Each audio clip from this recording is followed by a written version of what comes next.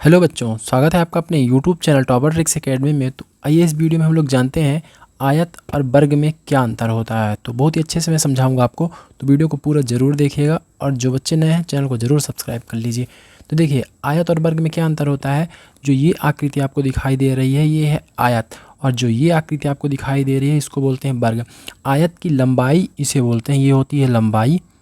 लंबाई और चौड़ाई अलग अलग साइज की होती है, अलग अलग माप की होती है, इसे बोलते हैं चौड़ाई, बोलते हैं इधर वाली को। और जो वर्ग होता है उसकी चारों भुजाएं बराबर होती हैं।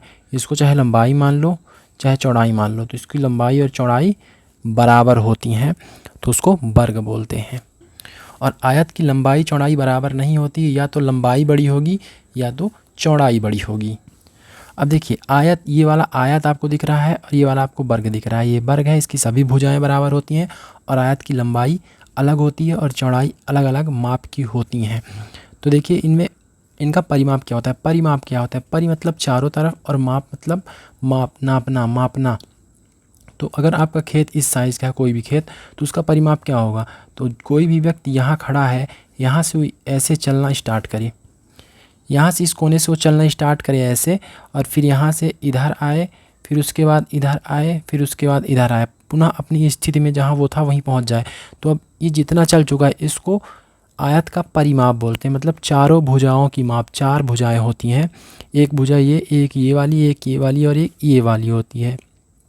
तो उम्मीद है आपको परिमाप भी समझ में आ गया होगा, चारों भुजाओं का के माप का योग। अब देखो, वर्ग का परिमाप क्या होता है। वर्ग का परिमाप भी वही होता है, चारों तरफ का माप, चारों भुजाओं का माप। जो ये चारों भुजाएं दी गई हैं इनको अगर जोड़ दिया जाए तो परिमाप आपका आ जाएगा वर्ग का भी।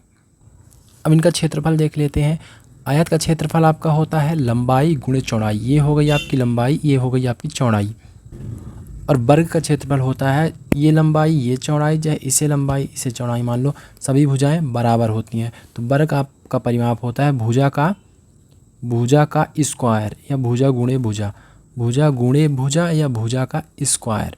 भुजा का जो भी माप होता है, जैसे 4 सेंटीमीटर 4 सेंटीमीटर 4 सेंटीमीटर और 4 सेंटीमीटर है, तो 4 का स्क्वायर हो जाएगा, मतलब 4 गुणे 4 16 सेंटीमीटर स्क्वायर। तो ये इनका क्षेत्रफल होता है। उम्मीद है आपको अच्छे समझ में आ गया होगा।